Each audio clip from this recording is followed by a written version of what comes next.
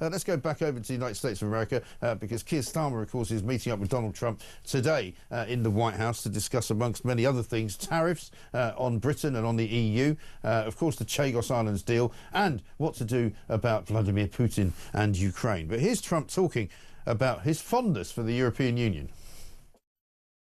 But I love the countries of Europe. I love all countries, frankly, all different. But European Union's been, it was formed in order to screw the United States. I mean, look, let's be honest. The European Union was formed in order to screw the United States. That's the purpose of it. And they've done a good job of it, but now I'm president. What will happen if these countries where the EU retaliate? They can't. I mean, they can try. This was at a massive press conference that was held yesterday where Elon Musk actually was speaking as well. I'm not sure if we've got anything of him. I don't think we have yet, but we will have later in the show, where he's doing this kind of addressing to the entire cabinet in a way which is quite incredible, because he's wearing his MAGA cap.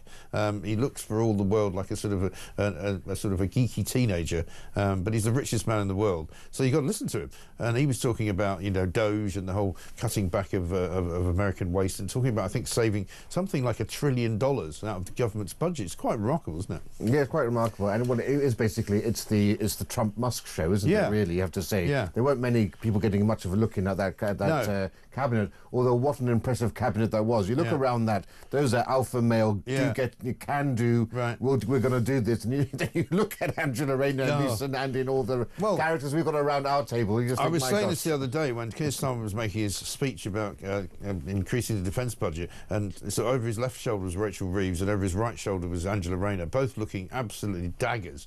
And I'm told that they were trying to look, serious, because it was a serious subject. But they literally looked like the condemned women. They looked as if they'd just been sentenced to death. I mean, it's absolutely horrendous. But here's Trump again talking about the people who have been in receipt of emails from Elon Musk, basically to justify what they've done in the last week to keep their jobs. Here he goes. People are, right now we're trying to find out who those people are that haven't responded. You had a lot of people that weren't doing their job. They were just obstructionists, and a lot of people that didn't exist, I guess, Lee, too. You found a lot of empty spots. The people weren't there. They didn't exist. And this is the thing, they found that some people are not responding who supposedly work either from home or perhaps don't work even anymore, because it turns out that an awful lot, and when he was speaking a couple of weeks ago, he was pointing out that people are getting welfare checks who don't exist. They're people who are 200 years old or 150 years old, because the systems are so anachronistic and useless. And it's remarkable that people on the left are so outraged simply by a request for someone to... If you can't defend your job and say, point out five things that you've done, you don't deserve to have that job. Call me old-fashioned on this. And it's just the same email that Musk put out to his Twitter staff when he had, I think, 80% reduction in staff numbers there. Now, you're not going to achieve that sort of drastic drop in the civil service in America, but surely everybody thinks it's a good thing to cut needless waste. And if people aren't doing a job, if there is no job and people are still getting a paycheck, that needs to be rooted out. I think it's unimaginable you could have an objection to that. Well, exactly right. And also, it's our money. It's one thing if you could have a left-wing perspective on Elon Musk as a boss and say, the way he treated the staff at Twitter was abominable, but it's a commercial organisation. He can do what he wants, and it doesn't really affect anybody else. But this is our money that we're talking about. In the case of America, US taxpayers' money. I mean, I don't know about you, but I've enjoyed watching the bleating from the sort of charitable sector about all the money that's been pulled from overseas aid and all the money that Musk has pulled, including Stonewall's money has been taken away, which is a good thing. And they're all as if they're entitled to sort of free money from governments around the world. It's ridiculous. And let's be clear here, Musk doesn't have the power to just fire people in the civil service. No. This is just an exercise to actually see where there are problems and issues. People still have their employment contracts, and all of that still applies to them. So I think there's a lot of misinformation, if I can say, or disinformation going on from the left on this. On the subject of EV cars, my neighbour has just got an Audi e-tron, says Rob. It is massive. There is no way that this is environmentally friendly. The amount of materials used to make it is huge. It will be killing massive amounts of bugs, ruining our roads and draining our electricity. Yet pays sod all road tax, whilst I pay huge amounts for my smaller van. Absolutely incredible. Well, not for much longer, I think, Rob, is the point about that. Let's talk about the police, because they've been under fire quite a lot this week as well, for all sorts of reasons, but not least because of the Manchester police going to visit a grandmother who had the temerity to ask for a Labour councillor to resign. That was last weekend. Now we're told the Crime and Policing Bill, which came in to sort of view this week, is going to give police the power to access 50 million motorist data held by the DVLA. Yeah, I mean, this includes, you know, dates of births, photographs, convictions, medical information. Anyone who's in the police will be able to access this, as opposed to now where it's just if there's a road traffic incident that you're being searched for. And this sort of raises fears that essentially you're going to go back to what the Tories wanted to do, whereas if they had cause, you could actually search all the facial recognition within of anybody to find out their identity. Yeah. Now, instinctively, I think all of us will be opposed to this sort of thing happening. Yeah. But actually, if there are checks on it, I was thinking, you know, so shoplifting is such a huge issue in this country. No one's being stopped. The police won't come. Right. But if actually now you have CCTV, you can see, we can all see these people stealing. Yeah. Most of them, hopefully, well, some of them will have driver's license. Do you think? I mean, this is the trouble. But the thing is, if there's some check, if you are actually videoed committing a crime, then I think perhaps there should be a way for you to access, for the police to access all the databases or photographs for that person. Yeah. But it has to be strict limits. You have to be recorded causing a crime. Yes, and I think that's the problem with the police and crime, the Crime and Policing Bill. It's not that clear exactly where the parameters begin and where they end, you know. And certainly Big Brother Watch, who are very good on this kind of thing, say it is disturbing to see this actually happening, threatening privacy rights, including granting all police forces access, opening the door to the creation of a massive facial recognition database. But I can see why. I mean, the trouble is, of course, as we often say, I mean, I'm told there are at least 1 million drivers driving around in Britain every single day without any insurance, so they're driving illegally. Many people driving without licenses. I mean, many foreign drivers who come here, particularly from Eastern Europe, and you see cars all the time with Romanian plates on, or with Ukrainian plates sometimes, you know, and these people don't pay speeding fines, they don't pay parking fines, they don't have to worry about any kind of parking, you know, car offences that they commit, because their cars are not registered here.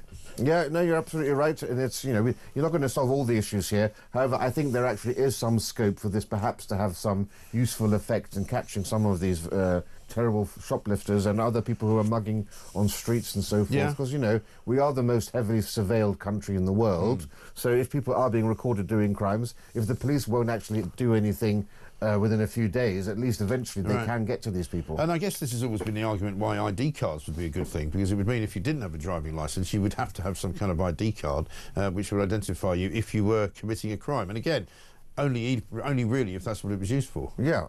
I mean, but most people, I think, have a passport, so that information is already logged in some way, I imagine. Well, apart from the illegals who chuck theirs in the sea, obviously, when they come in, so you never know who they are. Let's talk about the NHS. Story in the Telegraph today. NHS hospital in Sussex, the University Hospitals Foundation Trust, advertising a full-time position aimed at improving care for frail older people, basically stuck in corridors. I mean, if this is not an indictment of the NHS, I don't know what is. Yeah, this has broken Britain to a T. You know, it used to be quite a proud status symbol to say you were a doctor. Yeah. You don't want to be at a party or somewhere and someone says, what are you a doctor of? Oh, I'm doctor of the corridor. Doctor of the corridor, it's like one of those old royal titles from hundreds of years ago.